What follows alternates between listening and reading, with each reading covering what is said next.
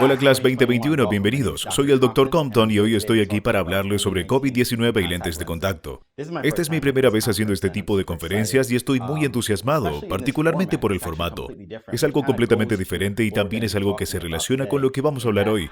Y eso es cuánto ha cambiado el COVID o coronavirus el mundo en el que vivimos. Lo que vemos en esta imagen es el síndrome respiratorio agudo grave o coronavirus 2, también conocido por COVID-19. En realidad, esto es una imagen de microscopia electrónica de la apoptosis de una célula muy infectada con coronavirus. Y lo que haremos es tratar de entender en profundidad lo que realmente está sucediendo aquí y entender la correlación directa entre lo que sucedió y cómo hemos ido modificando la manera de hacer las cosas, en especial con las lentes de contacto. Ahora bien, cuando pensamos en la industria de las lentes de contacto, apareció demasiada información el año pasado, información sobre cómo trabajar en nuestros consultorios, información sobre cómo usar lentes de contacto, sobre cómo cuidarnos y cuidar a nuestros pacientes. Y la verdad estuvimos avasallados de tanta información, y lo que vamos a hacer hoy es desglosar bien esa información y asegurarnos de que estamos todos en la misma línea sobre cómo instruirnos e instruir a nuestros pacientes y equipo. Pero antes de empezar quiero dejar en claro que no soy virólogo o epidemiólogo. Sin embargo, como muchos de ustedes que están viendo esta conferencia, yo también fui un profesional que se vio forzado a conocer en profundidad este tema, porque afectó a mis pacientes, afectó a mi familia, como también afectó a mi trabajo. Y mucha gente llegó a mí con preguntas, como estoy seguro también llegaron a ustedes, y es por eso que creo que es muy importante que podamos conocer bien con qué estamos lidiando. Ahora, un poco de mí. Soy el Dr. Compton, como dije. Tengo experiencia en la materia, dado que tengo dos consultorios, uno en Manhattan y otro en el Bronx. Formo parte del personal de la Universidad Estatal de Optometría, donde soy profesor adjunto y también doy clases en el Renaissance Technical Institute. Es un instituto donde formamos técnicos oftalmólogos. En cuanto a mi educación, soy graduado de la Sun State College of Optometry y realicé mi residencia en el VA Medical Center de Wilmington, Delaware.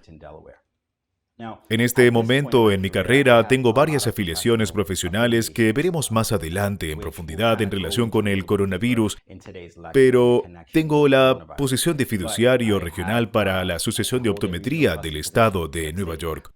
Tengo varias posiciones dentro de la Asociación Americana de Optometría como presidente de la sección de lentes de contacto y córnea y algunas otras afiliaciones más allí. Pero como hablamos de esas conexiones, hay dos que realmente quiero que tengan conocimiento porque tuvieron un gran impacto sobre cómo trabajar hoy, con respecto a cómo el coronavirus ha afectado a la industria de lentes de contacto, que son la Asociación Americana de Optometría y la Asociación de Optometría de Nueva York.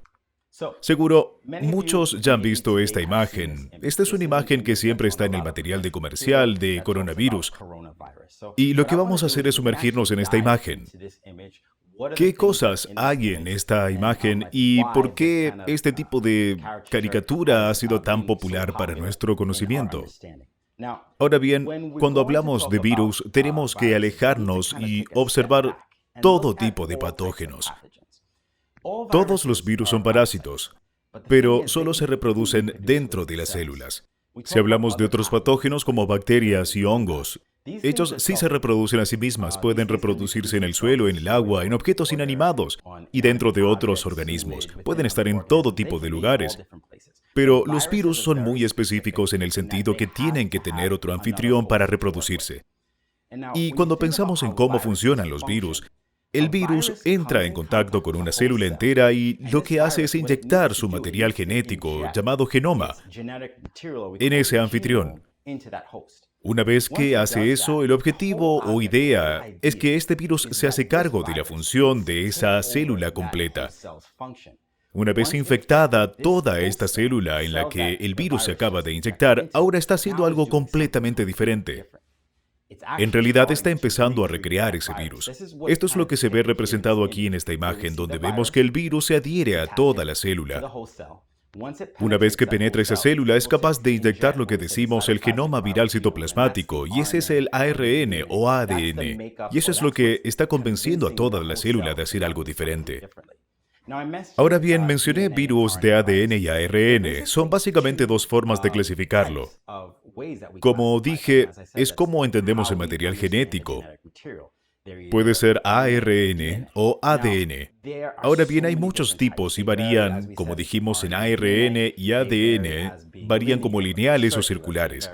Varían en longitud y números de moléculas, y como pueden ver aquí, he enumerado algunas de las familias de virus más comunes que existen y que puede que conozcan.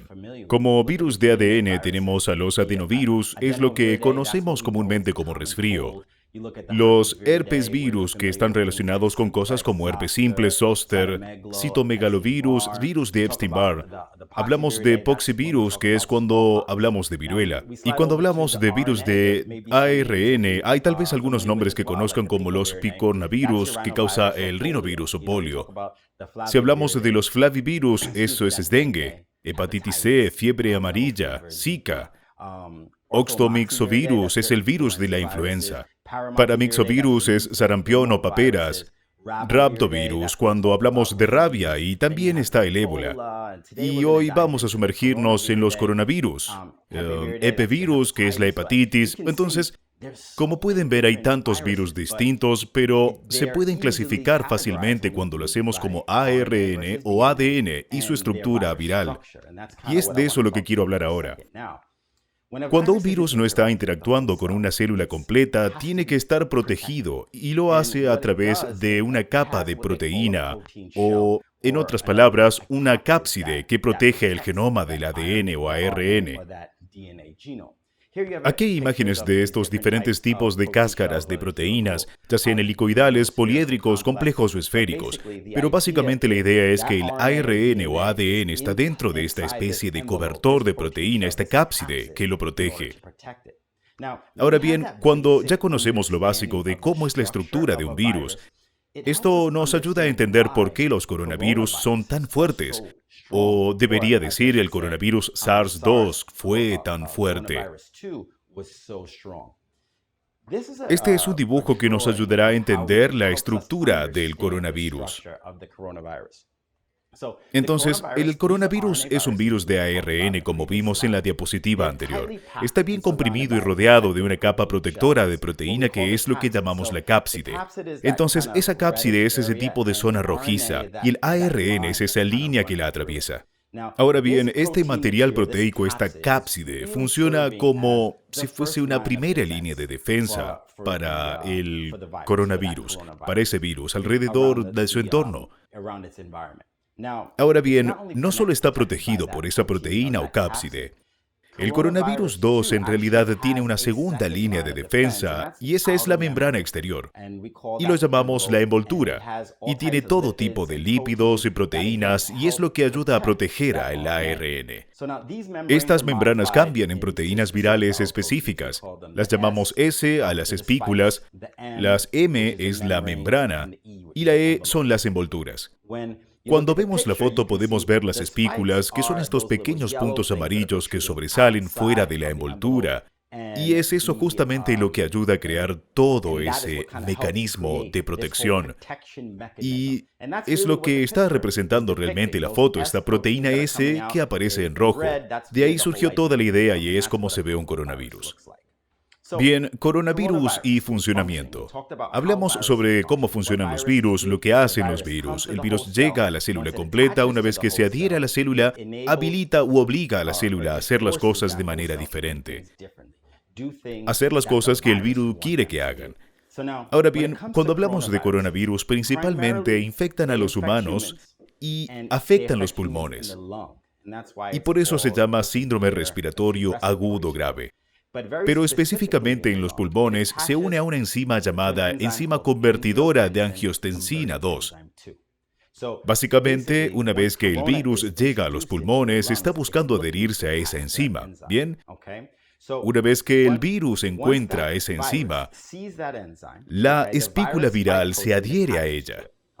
Luego el virus se incorpora a las células y el ARN se inyecta, como dijimos antes. Se inyecta su genoma en esa célula completa. Entonces, ¿qué hace un virus una vez que inyecta la célula completa? Hace que actúe diferente. ¿Y qué está pasando con el coronavirus 2? El ARN viral entra y obliga a la célula huésped a reproducir el ARN. está empezando a reproducirse, a sintetizarse.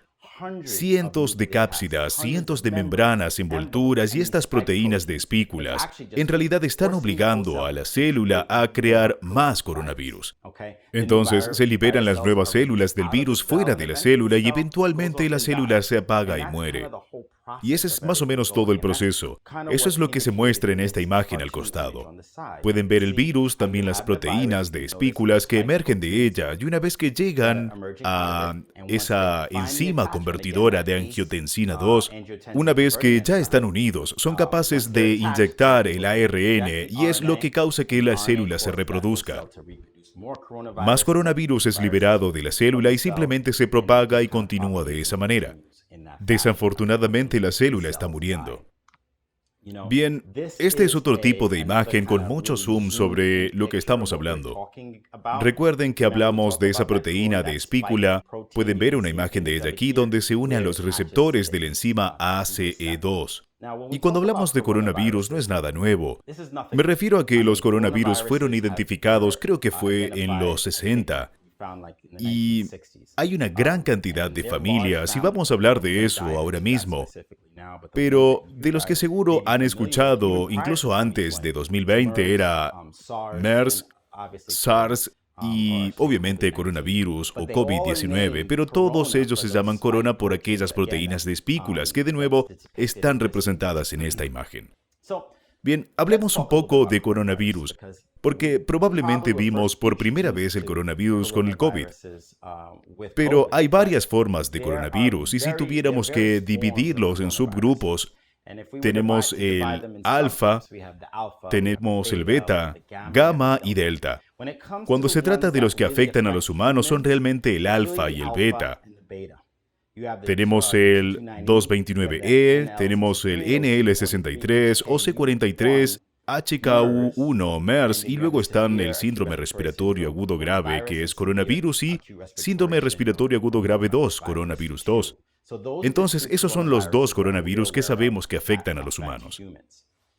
Y cuando se trata de los comunes, son los del principio del 229E, el N163, OC43 y HKU1. Pero lo que tenemos que entender sobre coronavirus es que afectan a los animales y eventualmente evolucionan a humanos. Y esto es una imagen que muestra todos esos coronavirus que mencioné y solo muestra que ellos generalmente se originan en murciélagos y roedores y luego pasan a otros animales y luego llegan a los humanos.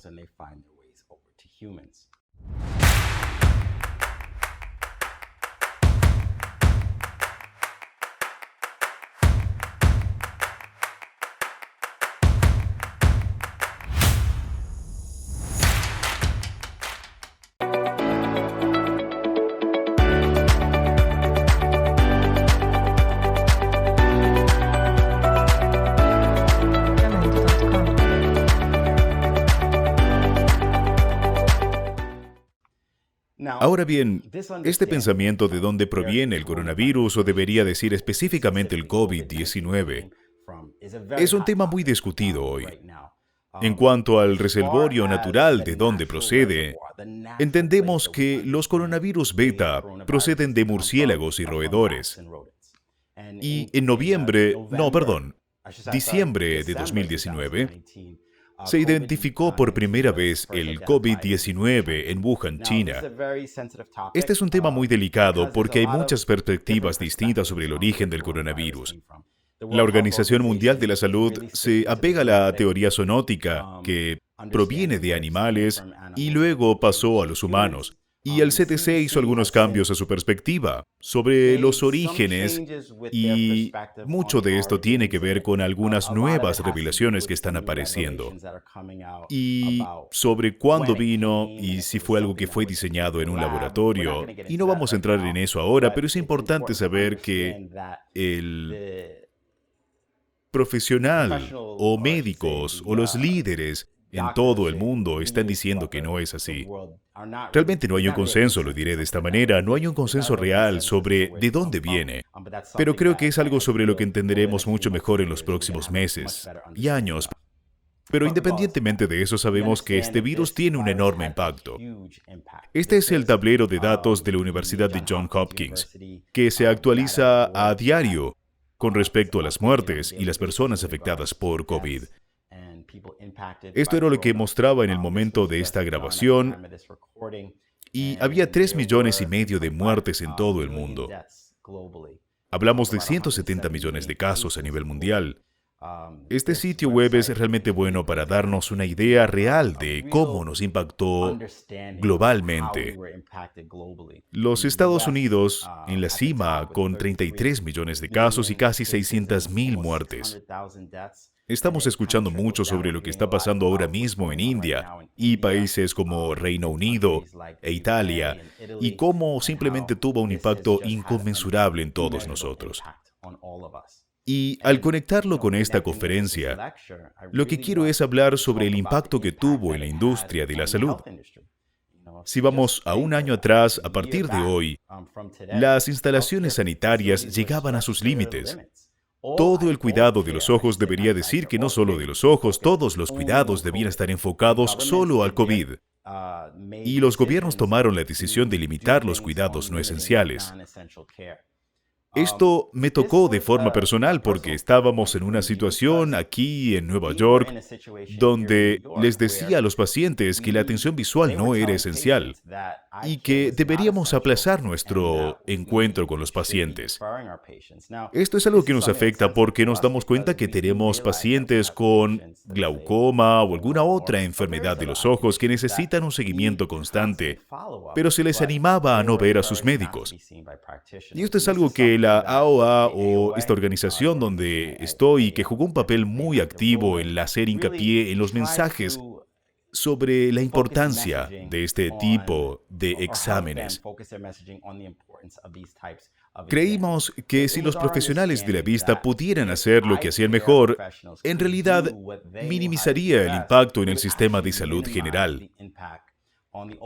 Si los pacientes iban a una sala de emergencias para atender un problema ocular, eso requeriría de un médico que posiblemente podría ayudar a un paciente con COVID. Entonces, esto fue algo que ayudamos a hacer con el gobierno de los Estados Unidos, ayudarlos a entender la importancia de los exámenes y la atención que brindamos. Y al final, afortunadamente, fue una decisión estado por estado.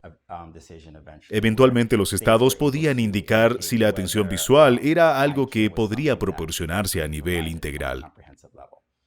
Nuestro gobierno federal siguió adelante y el 19 de abril dieron a conocer lo que ellos llaman recomendaciones sobre la reapertura de instalaciones que estaban orientadas a ayudar a oficinas que no brindan servicios de emergencia ni atención médica de COVID. Entonces, esto fue de nuevo alguna ayuda que tuvimos en nuestros consultorios para ayudarnos a comprender y también a nuestros pacientes la diferencia entre central no esencial y dónde quedaba el cuidado de la vista en toda esta discusión.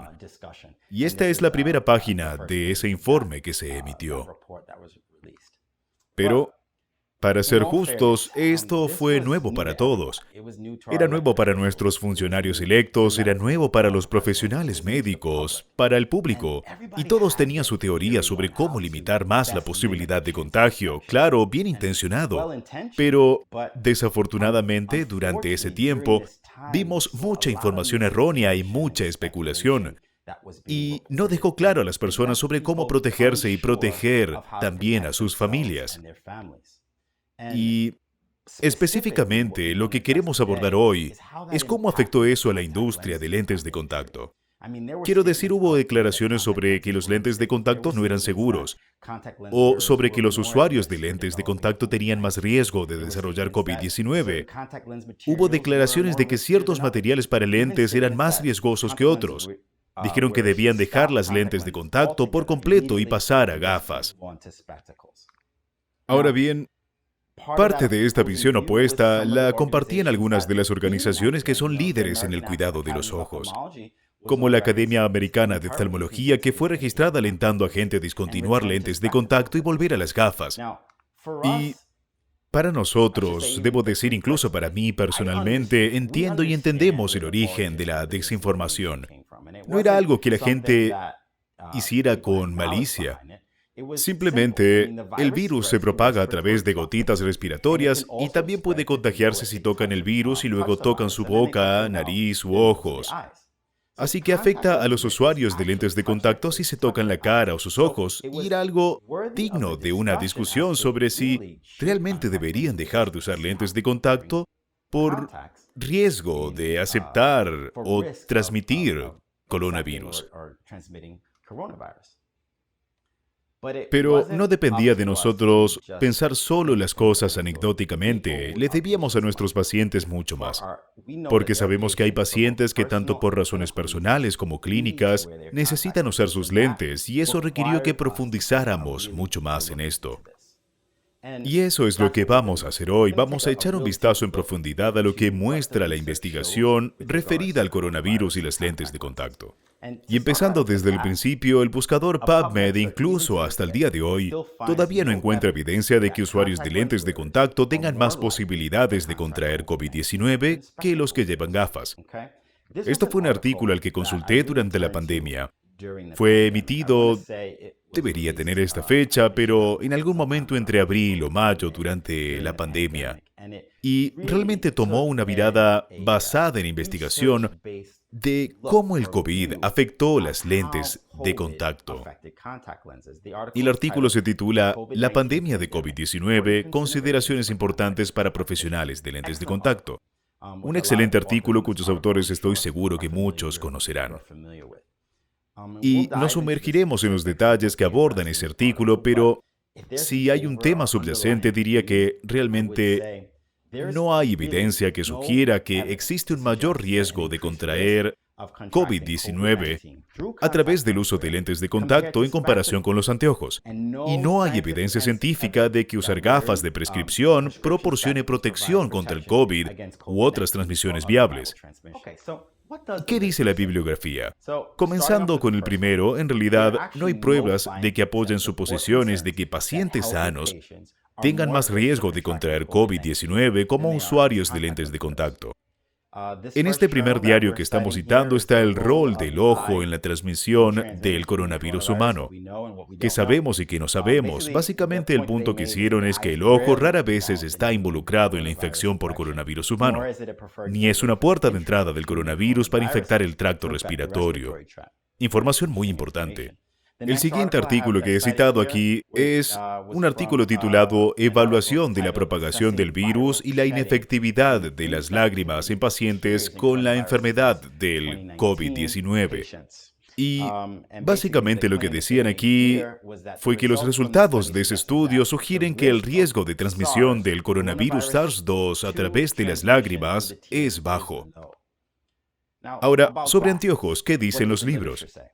No hay evidencia científica de que usar anteojos proporciona protección contra el coronavirus SARS-2 u otras transmisiones virales.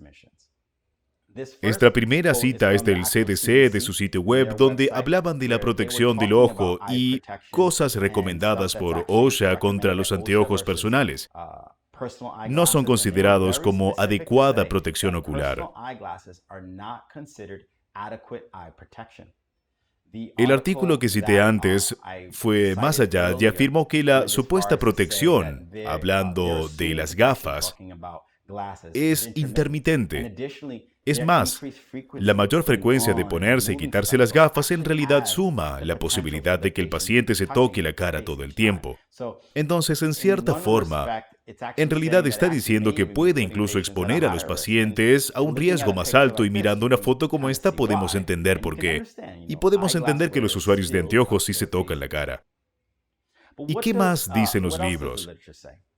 Bueno, podemos ir más allá y ver que no hay evidencia de la presencia de coronavirus en las lágrimas o el tejido conjuntival de pacientes asintomáticos. E incluso en aquellos con la enfermedad confirmada, la presencia es muy baja.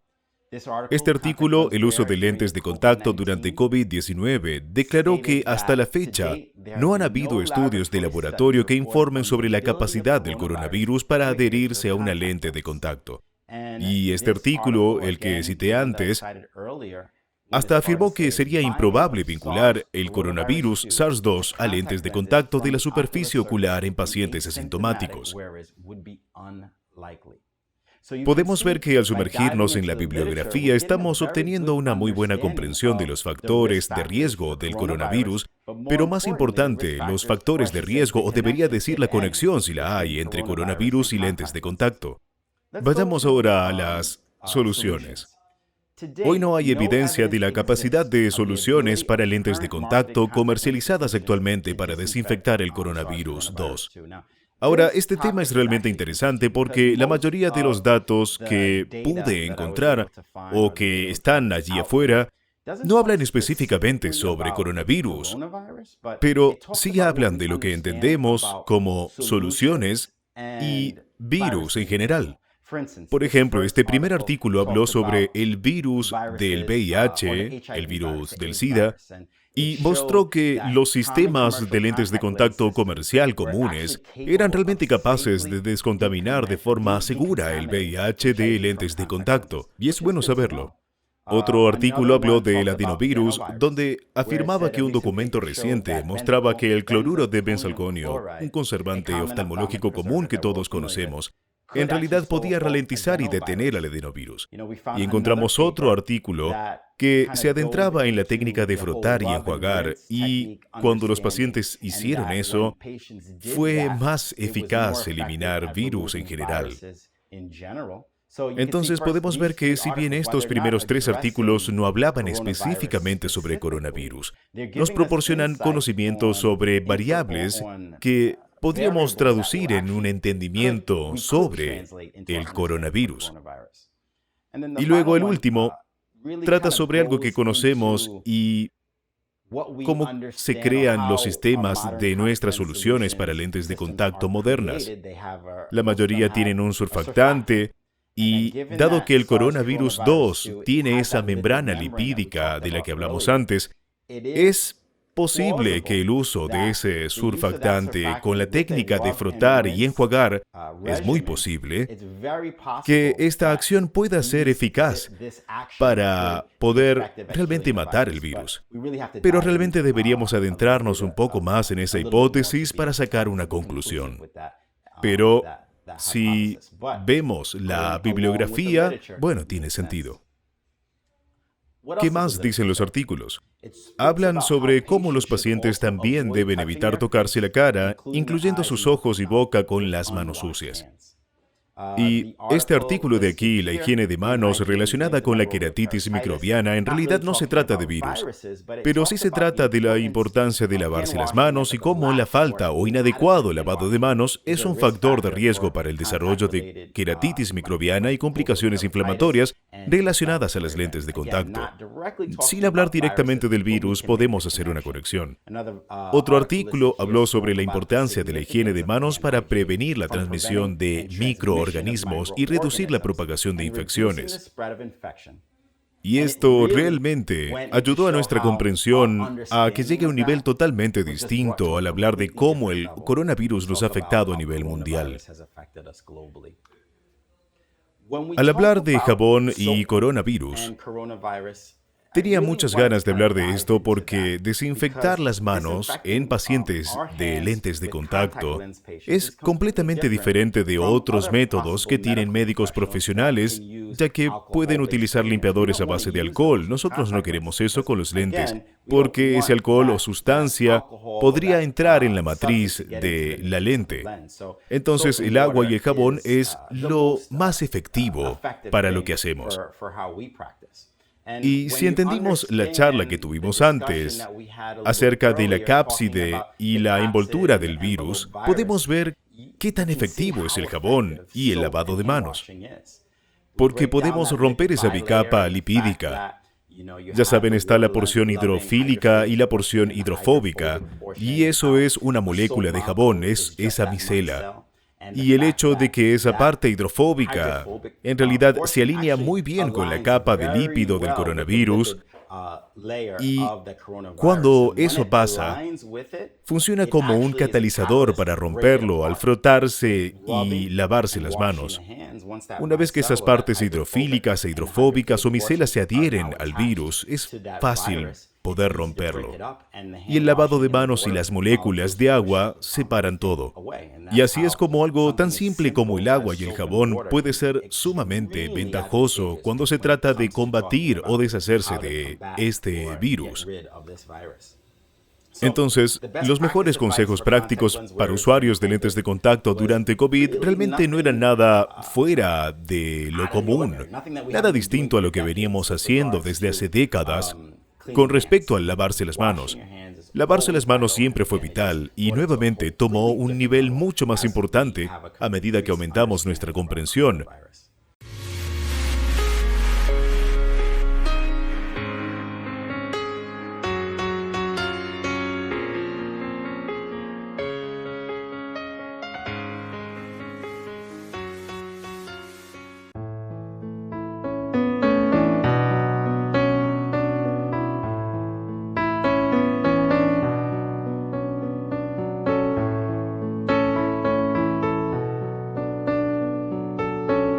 Acerca del coronavirus. Entonces, lo que se reduce es esto. Siempre que los usuarios de lentes de contacto estén usando técnicas correctas de higiene, deberían estar limitando cualquier tipo de transmisión de virus en cuanto a la superficie del óculo se refiere. Entonces, esto es muy bueno, porque cuando consultamos la bibliografía, realmente no hay evidencia de que usuarios de lentes de contacto, si hacen las cosas correctamente, tengan un mayor riesgo de desarrollar COVID-19. Por eso es tan importante que realmente repasemos estas técnicas de lavado de manos con nuestros pacientes, como que se recomiendan frotar por 20 segundos bajo el agua corriente y usando un paño limpio y seco cuando terminen. Estas cosas simples pueden ser de gran ayuda al limitar el riesgo de nuestros pacientes de transmitir cualquier tipo de virus. Entonces, ya repasamos un poco de bibliografía y ¿qué nos quedó de toda esta información? Número 1. No hay evidencia que sugiera que los usuarios de lentes de contacto asintomáticos deban dejar de usar lentes de contacto debido al mayor riesgo de desarrollar COVID. Número 2. No hay evidencia que sugiera que usar anteojos recetados proporcionen protección adicional contra el coronavirus. Número 3. No hay evidencia que sugiera que cualquier tipo de material de lente de contacto tenga más chance de que mejore o reduzca el riesgo de contraer COVID en el futuro o tener una infección. Entonces, para nosotros, tener este entendimiento fue sumamente importante para avanzar, y en la organización a la que estoy afiliado, la sección de lentes de contacto y córnea de la AOA, usamos esta información para ayudar a reforzar la orientación que le dimos a los CDC en lo que respecta a la higiene adecuada y aclarar que las lentes de contacto son seguras si los pacientes hacen las cosas correctamente. Entonces, nuestros mensajes deben ser exactos. Los pacientes siempre buscarán una orientación correcta en los médicos de la atención primaria de la salud ocular, especialmente con algo tan serio como las lentes de contacto y otros temas referidos a salud y visión. Por esta razón fue muy importante para que organizaciones como la AOA, pero incluso también hasta los doctores, para que estemos todos en la misma página, de querer reforzar el hecho de que las lentes de contacto son un método seguro y eficaz para la corrección de la visión si se utilizan correctamente. ¿Y cuál es nuestro mensaje? Es sobre la higiene de manos, soluciones polivalentes. No solo utilizar las soluciones y los distintos tipos, también usar la técnica de frotar y enjuagar, lentes reutilizables, la importancia de la limpieza diaria de los estuches y su reemplazo periódicamente. Pero si vemos esta lista de aquí, todos estos puntos ayudarán a pacientes a reducir el riesgo de la transmisión del virus. ¿Pero acaso esto es algo exclusivo de este año o el año pasado? No. Otra vez, todos estos son principios de los que hemos estado hablando por décadas con respecto a las lentes de contacto, y es muy importante que ayudemos a nuestros pacientes a entenderlo. Y cuando hablamos de coronavirus, hubo mucha responsabilidad puesta sobre los médicos, específicamente hablando de lentes de contacto, Durante ese tiempo, nuestros pacientes estaban obligados a quedarse en sus hogares y en ocasiones necesitaban rellenar sus prescripciones y como médicos necesitábamos hacernos esta pregunta: ¿estamos de acuerdo con extender una prescripción que está vencida? A veces los médicos necesitaban facilitar el envío a la entrega de lentes, pero básicamente fue un momento de orgullo porque muchos médicos hicieron todo lo posible para estar allí para sus pacientes. Y en cierta forma era necesario, porque los pacientes iban a conseguir sus lentes de contacto por cualquier medio, y si lo hacíamos más difícil, alentaría a los pacientes a obtener alternativas no prescritas de los minoristas en línea. Así que aplaudimos a los médicos por el arduo trabajo que hicieron durante ese tiempo. Pero si volvemos al consultorio y vemos los cambios que debían realizarse, como que ahora se requería priorizar a los pacientes de urgencia, en algunos lugares se nos requirió reducir la capacidad de los pacientes en oficina hasta que estas limitaciones de capacidad fueron incrementando de a poco por los gobiernos locales. Plataformas como Telehealth y Virtual Eye Care se expandieron a niveles completamente impensados, porque fue algo que nos daba la oportunidad de seguir hablando con nuestros pacientes. Incluso estas plataformas son algo que usamos hoy en nuestra oficina, algo que ni siquiera hubiéramos pensado hace unos años. Pero en lo que respecta a estos protocolos, afortunadamente aquí en los Estados Unidos teníamos muchas opciones, mucha orientación. El CMS, Centro de Servicios de Medicare y Medicaid Servicios, tenía sus recomendaciones para la reapertura. El CDC también tenía sus recomendaciones. El Departamento de Trabajo de los Estados Unidos, OSHA, tenían diferentes formas de reevaluar las cosas para nosotros, para que podamos sentirnos cómodos, que nuestros pacientes puedan sentirse cómodos al venir a nuestras oficinas. Y todo esto se puso a nuestra disposición. Estos nuevos protocolos involucraban servicios clínicos y también servicios no clínicos, que nos vimos obligados a implementar, cómo debería actuar nuestro personal en las oficinas y cómo cambiaron algunas responsabilidades. Cuando hablamos de optimizar la atención al paciente, eso tuvo mucho que ver con nuestros horarios y visitas escalonadas y horarios de oficina. Y aprendimos todo sobre los protocolos de distanciamiento social y cómo posicionar a los pacientes en el consultorio para limitar la posibilidad de transmisión del virus. A preparar el consultorio, las áreas clínicas y dispensarios. Si tenían ópticas, aprendimos sobre la limpieza y desinfección, como cosas como esterilizar y qué esterilizar. Los diferentes desinfectantes que se utilizan, todos estos son los diferentes protocolos que fuimos forzados a emprender e implementar. Nos vimos obligados a establecer más tiempo entre pacientes. Para los pacientes que llegaban a la oficina, las máscaras eran obligatorias. Algunas prácticas incluso tendrían que cerrar la puerta o pedir a los pacientes que llamen para confirmar la cita. Y si miramos las propias experiencias de lo que pasaba en este momento del año pasado, estoy seguro de que podemos relacionarlo con muchas de las diferentes cosas que estamos discutiendo ahora. Incluso cuando hablamos de limpiar y cerrar la oficina y cómo limpiar y cuándo limpiar, todas estas son cosas que no son nuevas para nosotros porque nos vimos obligados a aprender mucho este tiempo. Y quiero, antes de conectarlo con la industria de las lentes de contacto, hacer una pausa y recordarles a todos de qué se tratan estos protocolos de oficina. Entendemos que se trata de un virus que viaja a través de gotas en el aire. Cuando los pacientes tosen o cuando estornudan o hablan o cantan, estas gotas viajan a la boca y la nariz y así es como se transmite el virus. Entonces, uno de los grandes problemas con este virus es que muchas personas eran asintomáticas y continuaban propagando el virus. Normalmente cuando te enfermas de gripe te sientes mal y te quedas en casa. Y mucha gente asintomática salía y esparcía el virus sin querer. Y eso generó un contexto difícil para mantener nuestras oficinas seguras.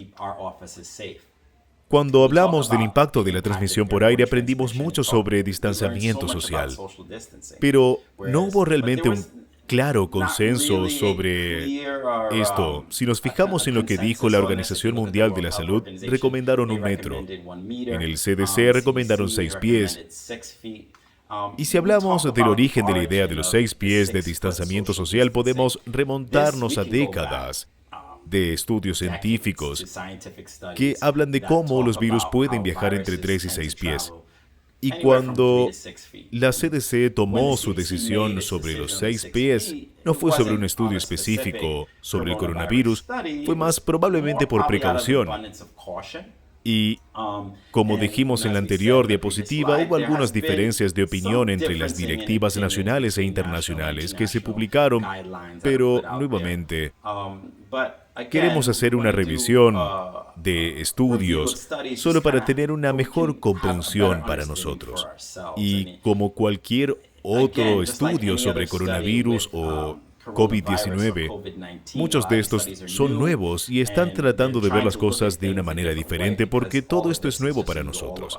Esto es un estudio genial que encontré, era un estudio retrospectivo y lo que hizo sobre el tema de las gotas en el aire y distanciamiento social es ver si existía alguna diferencia en escuelas y otros lugares de los estudiantes que tenían diferentes requisitos de diferenciación social de 3 pies contra 4 pies. Este estudio en particular concluyó que podría adoptarse un menor distanciamiento social físico, dado que no encontraron una gran diferencia entre los 3 pies y los 6 pies. Este artículo fue uno que se pudo ver en el CDC y ellos no trataron la distancia de los 6 pies, sino quién debería respetar la distancia social. ¿Quién debe estar dentro de lo social y en qué fase del virus? Es decir, gente que tienen comorbilidades, tienen un mayor riesgo de contraer problemas por el virus. Estas son las personas que realmente deberían practicar distanciamiento social. Pero una revisión de la literatura nos ayudará a sacar nuestras conclusiones. Ahora bien, cuando hablamos sobre la limpieza, el coronavirus humano puede persistir en superficies inanimadas, pero puede ser eficientemente inactivado por procedimientos de desinfección de superficie. ¿Y qué dice la literatura? Básicamente, el coronavirus humano puede persistir en superficies inanimadas, pero puede ser eficientemente inactivado a través de procedimientos de desinfección de superficies. Y este tema es en realidad muy interesante porque algo ha cambiado recientemente, como el último mes o dos. El CDC en los Estados Unidos actualmente sostiene que el virus no vive en superficies inanimadas como se pensó inicialmente. Sí puede persistir, pero no mucho tiempo. Así que se trata de información nueva que es muy útil, pero más allá de eso, estos artículos nos han ayudado por mucho tiempo a entender cómo afrontarlo. Como por ejemplo, el primero que dice, además de los jabones comunes, con el lavado de manos el virus del SARS-2 es muy probable que sea susceptible a los mismos desinfectantes a base de lejía y alcohol que los profesionales de la salud usan para desinfectar instrumentos inmobiliarios de oficina. Otra vez, nada nuevo. Segundo artículo, para prevenir la transmisión del virus del SARS-2 se recomiendan las mismas prácticas de desinfección utilizadas para prevenir la propagación de otros virus patógenos en la oficina, antes y después de cada encuentro con un paciente. Entonces, no se presenta nada nuevo. Si estamos haciendo lo que siempre hacemos, tenemos muchas posibilidades de limitar la transmisión del virus. Cuando hablamos de desinfectar la oficina, sabemos que porcentajes de peróxido de hidrógeno, hipoclorito de sodio son muy buenos para combatir virus, específicamente coronavirus. Otros agentes biocidas como cloruro de benzalconio y diguclonato no son tan eficientes según ciertos estudios, pero cuando se trata de usar lejía, es importante que esté diluido y si lo usan con un equilibrio de solución correcto, puede ser muy eficaz para combatir el virus en nuestra oficina. Hay quienes recomiendan comprar una botella de spray y llenarla con hipoclorito o lejía diluida, con 5 cucharadas, que son 3/4 de taza de lejía por 3.8 litros de agua. De nuevo, limpiar las superficies con este tipo de solución puede ser muy efectivo en la prevención de la transmisión del virus. En cuanto al equipo que tenemos en nuestra oficina, nuestro equipo de lentes de contacto es demasiado caro.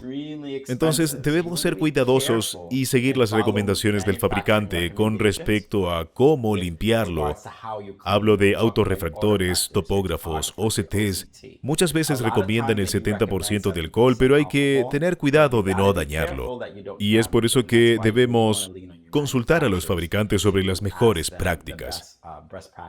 Consejos para el tonómetro. En nuestra oficina utilizamos una solución equilibrada de peróxido de hidrógeno, pero pueden usar la lejía. Sin embargo, se recomienda no remojarlo más de 5 minutos para evitar daños. Los libros dicen que el COVID se desactiva con un 70% de alcohol, pero puede que no sea igual de eficaz contra un adenovirus como el resfrío común. Así que, de nuevo, algo más para tener en cuenta. Y si en su consultorio tienen una óptica, deberán tener cuidado con usar lejía o incluso productos a base de alcohol en los marcos porque podría dañarlos. Entonces, en nuestra oficina usamos combinaciones de peróxido, pero deberán contactar a los fabricantes específicos y ver cuáles son sus recomendaciones. Ven, es increíble cómo los protocolos en nuestra oficina han cambiado sustancialmente. Ahora se nos requiere mantener suministros y almacenar el material, toda la limpieza y saneamiento. Sí, lo hemos hecho antes, pero ahora es a un nivel superior. Tenemos que tener el PPE o equipo de protección personal para nuestro personal no clínico. Incluso para los pacientes que entran en la oficina, y asegurarnos de tener suficiente de estas cosas va a ser un cambio en cómo se sentirán los pacientes al venir a nuestra oficina. Y en lo que respecta a la formación del personal, específicamente para el PPE, es muy importante.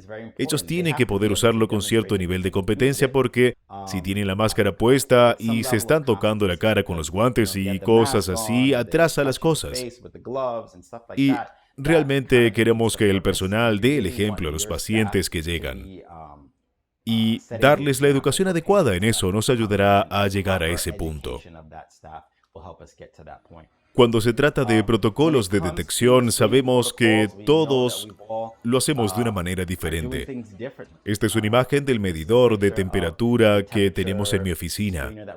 Cuando los pacientes entran, se les requiere verificar su temperatura. Todos sabemos que no es una gran prueba de la enfermedad o en cuanto al virus, pero ayuda a evaluar a los pacientes.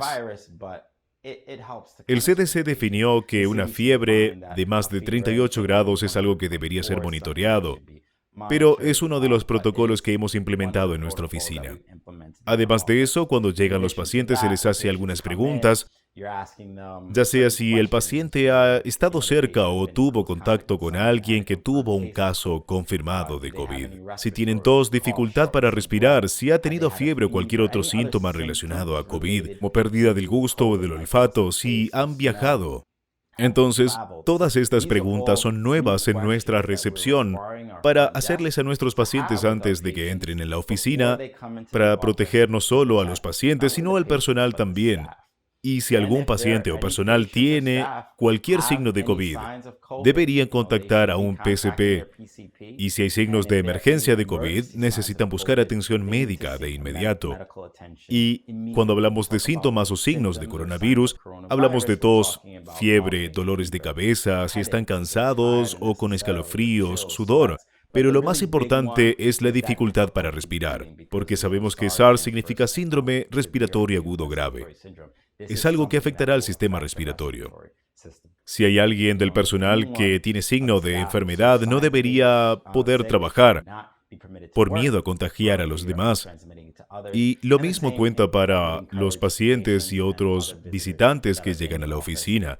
Deberían pedir también la atención de su médico principal o, si es una emergencia, deberían de buscar asistencia.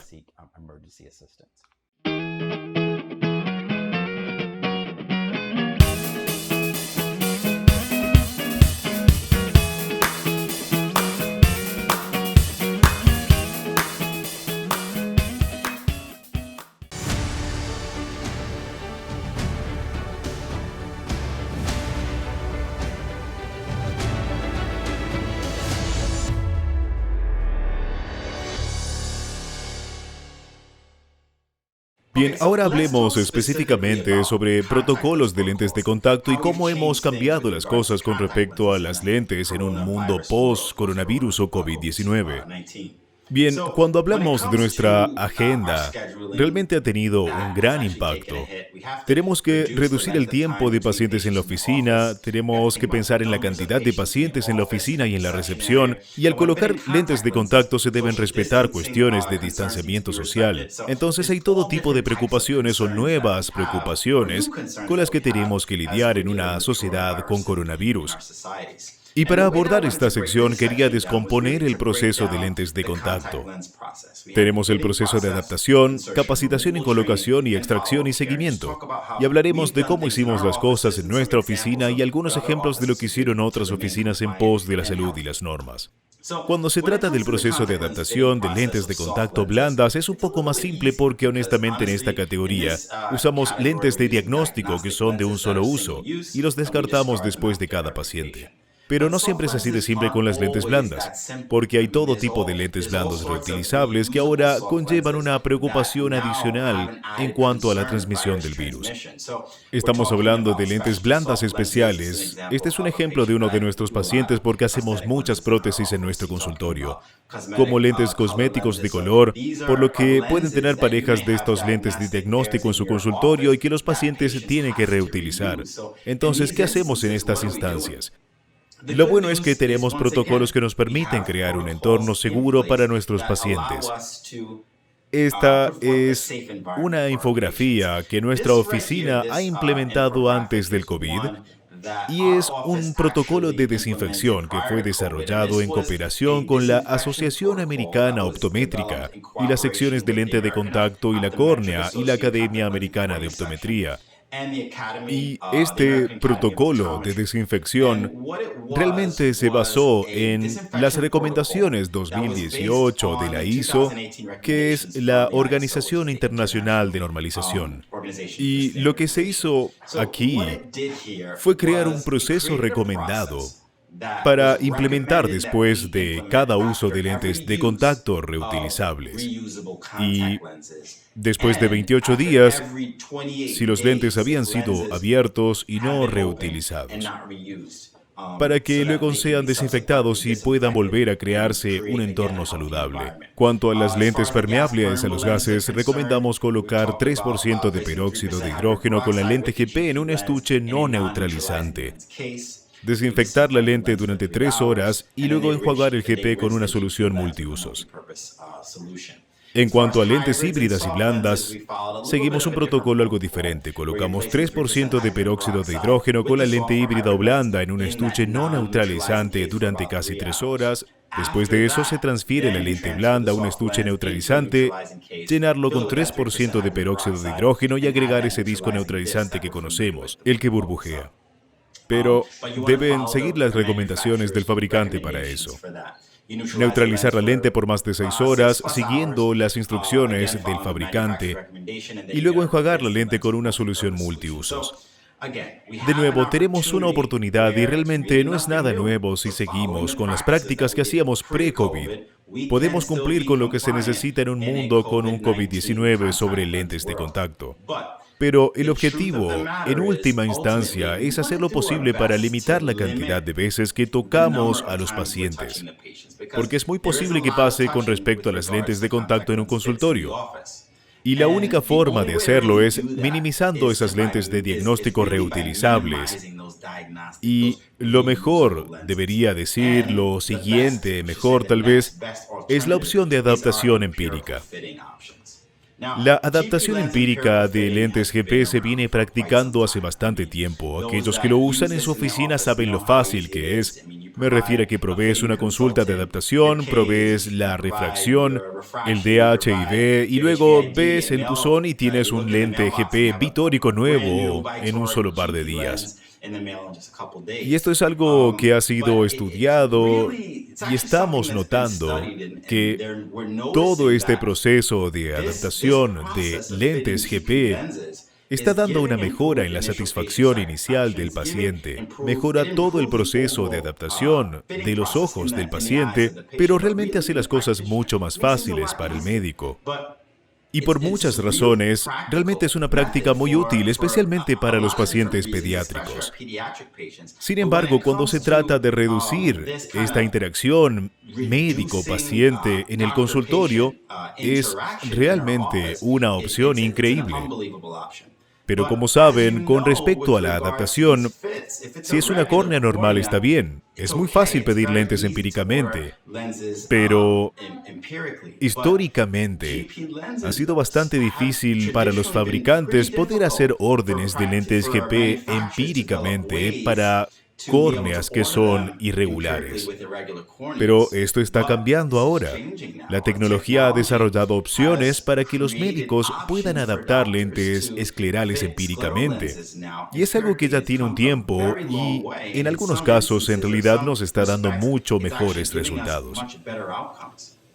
De nuevo, los estudios en torno a esta adaptación empírica de lentes esclerales han demostrado ser extremadamente efectivos, no solo en resultados, sino que, volviendo al tema principal, posiblemente sea un método más seguro para adaptar lentes de contacto en contraposición a los lentes de diagnóstico a lo que estamos acostumbrados comúnmente. Cuando se trata de adaptar empíricamente lentes esclerales, hay dos métodos: la técnica basada en impresión y la perfilometría óptica. Cuando se trata de técnicas de impresión, básicamente, como pueden ver en la imagen, se toma una impresión del ojo luego de un escaneo 3D que proporciona información para un modelo personalizado, para obtener lentes que sean muy específicos sobre lo solicitado por ese molde que se creó y que coincide precisamente con la curvatura de la superficie ocular. Cuando hablamos del otro diseño, cuando no usamos moldes, hay una tecnología que escanea la superficie frontal. Algunos son capaces de medir la elevación hasta unos 22 milímetros. Miden la altura sagital, pueden evaluar la presencia de toricidad y dar cuenta de esas cosas. Hay otros instrumentos o software disponibles que van a un máximo de 18 milímetros horizontalmente y 17 milímetros verticalmente, también con la capacidad de incorporar la toricidad escleral, creando un diseño que atiende específicamente o se adapta a las necesidades del paciente. Ahora bien, dos de los productos miden el ojo a primera vista, pero hay algunos que pueden alterar sus posiciones en superior e inferior. Así que hay muchas opciones aquí con respecto a conseguir un lente de contacto diseñado empíricamente. Entonces hablamos ya de cambios en el proceso de adaptación, pero ¿qué pasa con la capacitación sobre colocación y extracción? ¿Han cambiado algo en sus oficinas a raíz de los cambios por el COVID?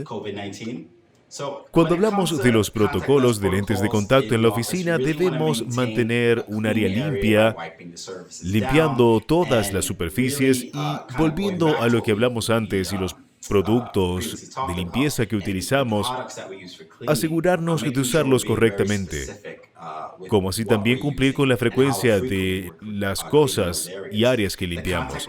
El área de lentes de contacto tiene que estar socialmente distanciado de otras actividades en la oficina.